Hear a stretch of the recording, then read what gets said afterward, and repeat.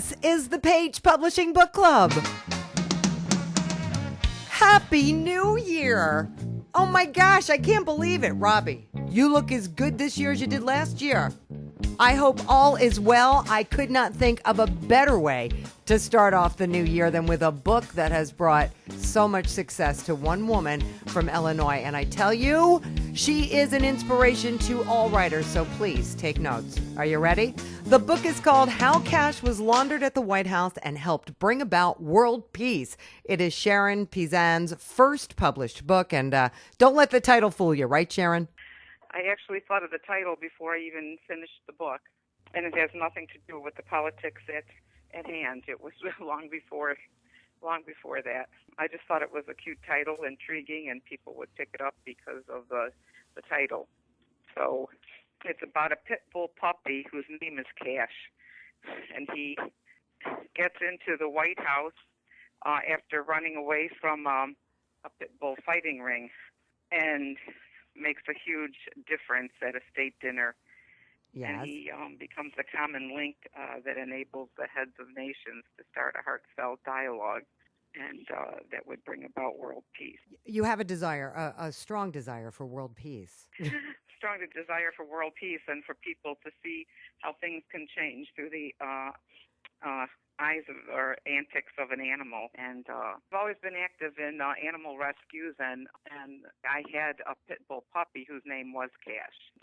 So it's dedicated to him, and to kind of spark conversation about the image that pit bulls have throughout the world. And worked at 2 different zoos, and so I have a lot of life experiences with animals and rescuing animals, and I've worked with children too my entire life. So it was just a natural process, I think, to write a children's book about animals that help people. It's the first in a series. I already wrote the next one, and they will all be about how Cash helps in rescuing animals in other situations, and how he actually helps with resolving conflicts between people, whether it's in a family or, public situation or whatever. So I have the next one written already, and it has a funny title too. What? Can pigs fly? Yes, they can, with the right amount of cash. You've been working with animals your whole life. Did you suddenly Yes. find time to write? Is that what happened? I suddenly had the inspiration of the whole story, and in the middle of the night, one night, 4 years ago, and wrote it. Of course, then the long part situation was getting it published, getting an illustrator that I liked, and getting it published. But yes, wonderful, wonderful, wonderful, wonderful feeling. Yeah. How was your experience with Paige?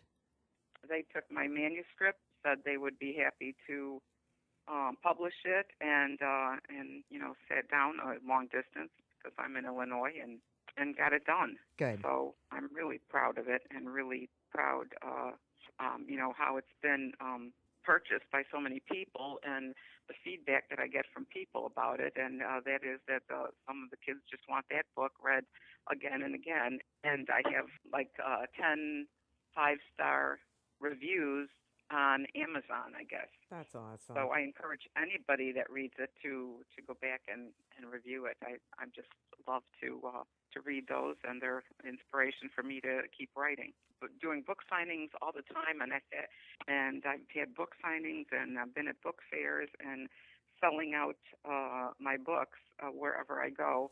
So I'm just so delighted to be a now published author. That's awesome. How are you doing that? Most of the time it's just me going around different places, or all around where I live. It's been in the newspaper about my first book and about me, of course, as the author, and so they want to set up the different publications, have just been instrumental in setting up book signings. And because of the newspaper articles, then people were standing in line to get the books. So that's a great feeling. I'm just thrilled that how everything is happening so quickly. And I'm supposed to be on Fox News with the book. That hasn't happened yet, but it's in the works. So, I hope that does come to fruition. And my whole family has been just so supportive, and they've been setting up signings. I mean, it's my daughter who set up the signing in Boston. She lives in Boston, and so it's been a whole family affair. Great story, Sharon. And man, you have really put yourself out there to get your book sold, and it's working. It is a lesson to all of us. Speaking of lessons, Gina Davis has written a book called Cyber Days, and it's all about when your intangible cyber life collides with your tangible real life. Gina, this happened to you. Yes, it did. Basically, I got attached to the computer, and I spent up to 18 hours a day on it. And a lot of people are addicted to the computer, and I think it's other people will have their own cyber stories to tell after they read this book. 18 hours a day. Were you talking to people or? Yeah, I was just all over, different websites, and I do have two separate and distinct lives, like my intangible cyber life and my tangible real life, and they're not the same personalities. So Cyber Days investigates that theory, I found a book on Amazon that was written by I think she was a psychiatrist or a psychologist. And my book supports her argument in the book about the cyber world and how people are different in the cyber world. You do things that you wouldn't normally do in real life. And my book supports exactly what she is trying to say in her book. I mean, unless you put your picture out there. You can create whatever you want. You can become whoever Right. you want. Right, and that's exactly what I did. I had different personas. One was a man. I think that's going to be my next book, Cyber Days, REFXW. That's his initials. Because I don't know what to do with him now. He still exists in a virtual reality sort of way. Did this get you into any kind of trouble? Actually, no, it really saved my life. I was in a very unhappy marriage, and the cyber world filled all the missing pieces that I wasn't getting in real life. So I wouldn't call it trouble. I would call it savior. It saved me. Did anything real ever come out of this experience? Like, did you meet a real person or? Yeah, I did. The thing of it was is I didn't mean to, and that's what in my blurb in the back of the book says, have you ever done something you thought you would never ever do? I did on the computer, and it's something that I would have never done in real life. Well, So anyway, it's been quite an experience. and you're going to keep writing about this topic. Now you got a man you're going to write about. Right, yeah, and someone on Twitter is a screenwriter, and he wants to write a movie, and I said, well, I think you could get several movies out of it because there's so much that's going on in the book that you could target several different topics. Anyway, it was quite an experience writing it. My mom said it took me 2 weeks to write. I don't even remember writing it. You got caught in the haze of Cyber Days. I tell you, I know so many people who have. You really got to be careful out there. What is the first traumatic event in an older sibling's life? The day that new baby comes home. Am I right? Oh, mom and grandmother of 6, Jenny Stotch, was thinking about that when she wrote, "Look at mommy's tummy." I was just thinking one day, and of all the children that, had been so used to a small family and all of a sudden they were getting an intrusion. Usually boys, I think more like that than girls.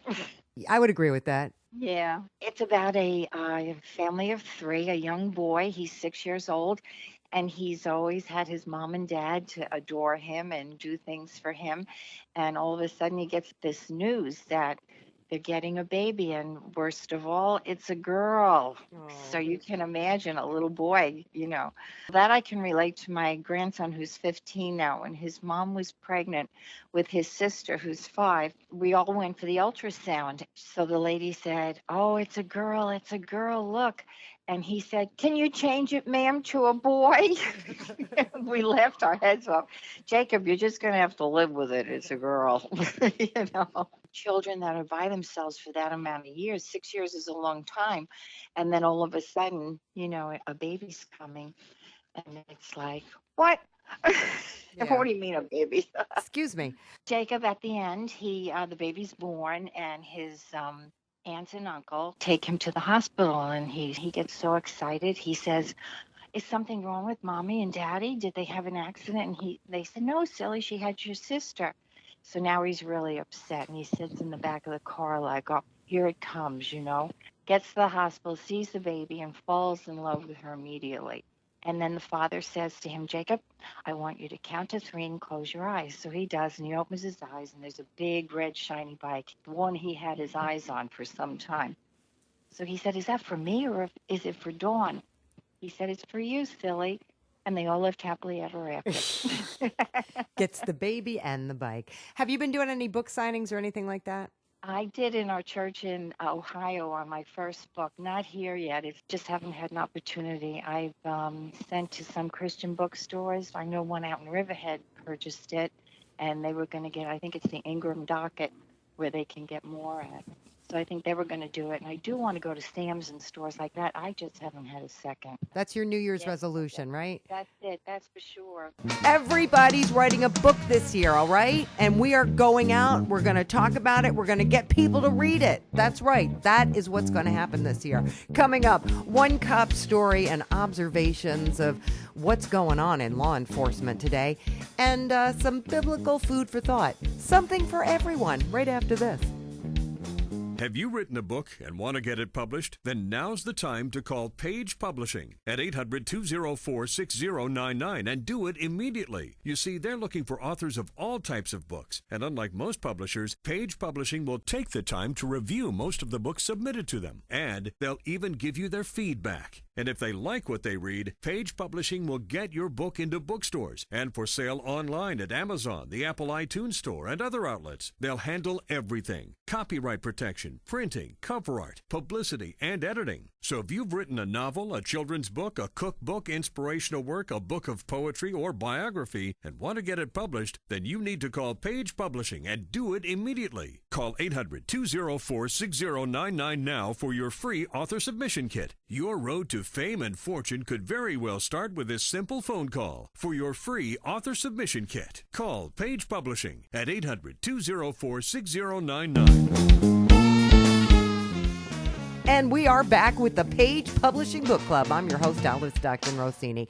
The title of Larry Rare's book pretty much says it all. It's called A Cop for 43 Years.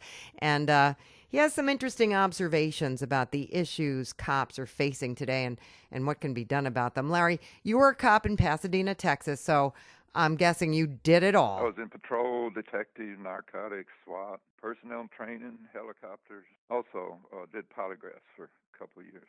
Probably narcotics is the most interesting. I did a lot of undercover work at that time and involved in a couple of shootouts. We worked with DEA quite a bit because we could get some undercover money by just going to the bank. We could draw out $200,000, and they had to do a lot of paperwork in 3 days to get it. So we would work with them a lot, mostly because we could provide the money in it easily. Did you have good relations with your community? Well, in most police departments, there's just not as much transparency as there should be, which was one of my points about the police department.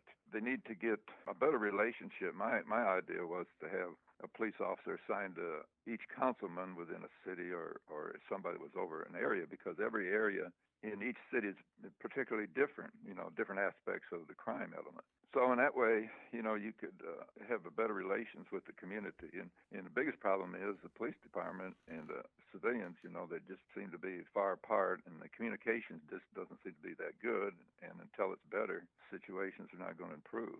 Do you mean that generally speaking? Yeah, there's some kind of aspects of police work that has to change, community policing, and that's part of it, but that's just part of it. I think you need to have more civilian input, and that would be totally against any police officer's wanting, and particularly mine in the past, but now I can see that it's changed. There must be more civilian input. Not that they control the police department, but there's just some input. Well, I mean, every cop in America has to be wondering what's going on. Are cops under attack? It seems just too often another cop is accused of shooting a minority. Are you frustrated? Is there a reason this is all happening now? Now, I can tell you for sure, you get somebody that's done up on cocaine or dope, and I don't care how strong you are, you can break their arm, but they don't feel it till the next day. So you can't control them. So, the only recourse is you're going to have to shoot them or they're going to take your gun away and kill you. But people don't understand that unless you've been out on the street. Are cops being unfairly criticized today? Well, yeah, obviously, but I mean, you've got a certain amount of people that are just, against the police no matter what, like Black Lives Matter, for example. And mostly it's a group of paid people, thugs, that are paid to go out there and disrupt. It's not local people that's doing it. But still, overall, you've got to have a better relations with the community. So that's the bottom line, is we don't have Yeah, great... that's actually, I think that is the total bottom line. But and here again, now the gang members and stuff, you can't do anything with gang members. You're going to have to go out there like Giuliani did, and Bratton did in New York. Go out there, and you're going to have to target areas, and you're going to have to look for guns and drugs and arrest people. If you don't, then you got the situation in Chicago where what they do, kill about 40 people on a weekend up there. I mean, was it ever under control, or are we just noticing it more now? Did something change? Well, law enforcement now has become more lenient. That's what happened. I mean, Giuliani and Bratton in New York, they started this, the broken windows theory and all that, and they pretty much had crime under control. But then here come the groups. Like every time I get out, I get searched, and I'm being targeted for no good reason. And so when you back off that, and that's a consequence of what happens when you keep the community safe with the gang members. Everybody's not like that, but there's certain areas of a town or a city that you just have to go in and take charge of. But they say, that disproportionately affects minorities. Well, it's true. But, if you look on TV and you watch all the crime in the area, most predominantly is young black males. So if the young black males are committing the crimes, that's who you got to go after. Are you an African American? No. Okay. Have you ever watched Sheriff Clark? He No. says exactly, only he's stronger. He says it's stronger than any police officer I know. And he's black. He's very critical of the black community and the way they operate. But then on the other hand, I also will say this, that you got to have schools in places where they can participate. Apprenticeships is what I'm saying, I guess. Start training them early before they get into gangs. They can have them into plumbing and medical fields or refineries, somewhere where you don't give them money just for the sake of giving them money. You put them into an apprenticeship like you did in the old days, and where they can start out with maybe minimum pay, but work up to a good, livable, decent wage eventually if they stay with the program. See, here's what I think. I think Maslow's hierarchy of needs. Before you get to the self-actualization, the fun stuff, you got to get the basics: the food, the water, the shelter, the safety, the security. So we spend tons and tons of money shooting stuff into space but before we solve the problems right here in the cities, why not spend more money trying to solve those problems before we do the self-actualization stuff? All right, Larry. It'll be interesting to see what kinds of reactions you get to all of this. He had a dream. Joseph Carter joins our PPBC Dreamers Club of authors who credit the visions that dance in their heads at night with the idea for his first book. It is called A Warrior's Heart. It was like I was watching a movie. I saw the main character. I saw everything through the battles he had. It was just my imagination going wild in my dreams. The main character, his name was Philip. His wife was raped and murdered. His children were murdered. He, at first, trying to, get revenge to the people who done it, which was his uncles. And so he goes on a journey and gets to the first town. He meets a friend.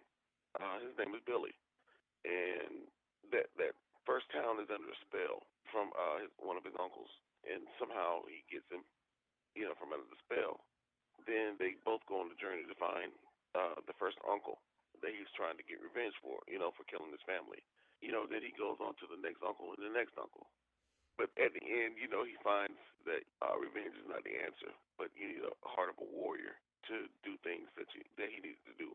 After this book, I've already written the second part to it, the continuation of it, and then I'm going to write one more, and I think I'm going to end it with the third, I think. How do you have time? Actually, I'm disabled.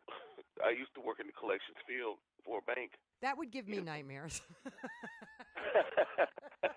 I had some adventures in that too. I bet. Yeah, I had some adventures in that, but all in all, it was fun. Like I said, I'm disabled, so I'm here with my new baby daughter here every day. At the time, I was here by myself with my wife. She was at work, and so I just had time to write. So it's like you've started a whole new career here. Yeah, yeah. All right. Well, good luck to you, Joseph Carter. Thank you. Finally, Michael Slaughter's story began when he was reading his Bible and jotting down his thoughts in a journal. Now those thoughts have been published in his first book. It's called Walk Through the Bible with Me, A Practical Devotion.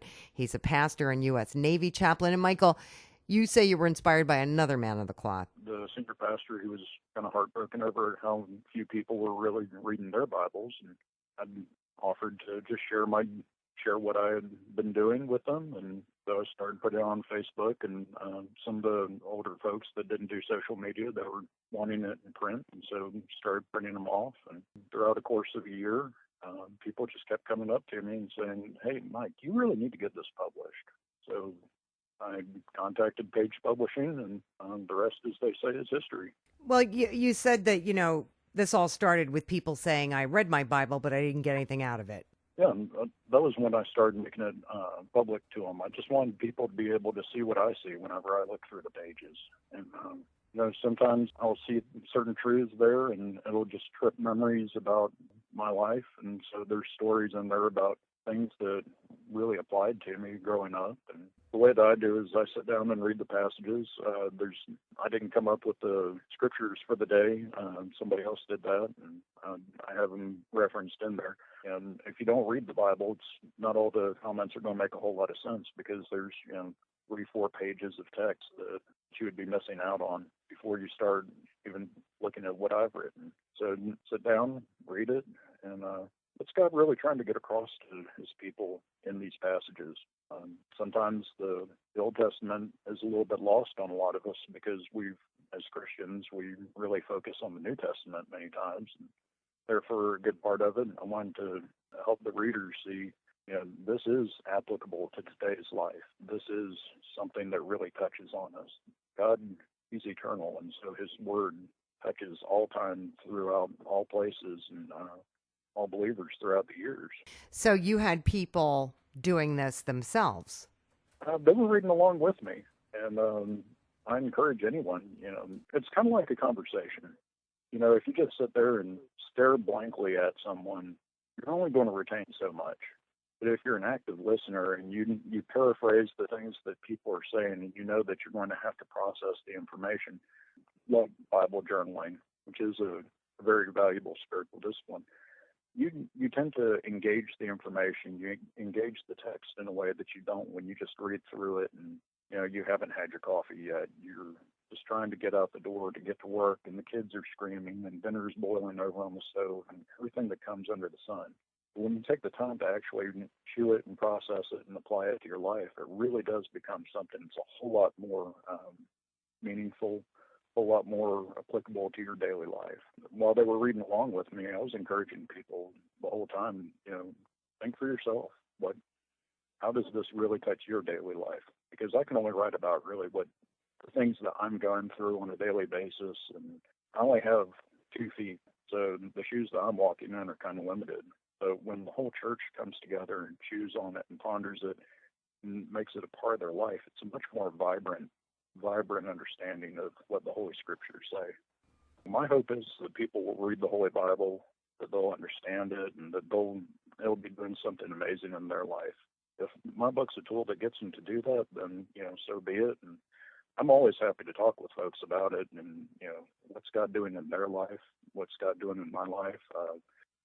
I'm happy to do that on Facebook. I'm happy to do that in person. I think that's really one of the lost arts of community.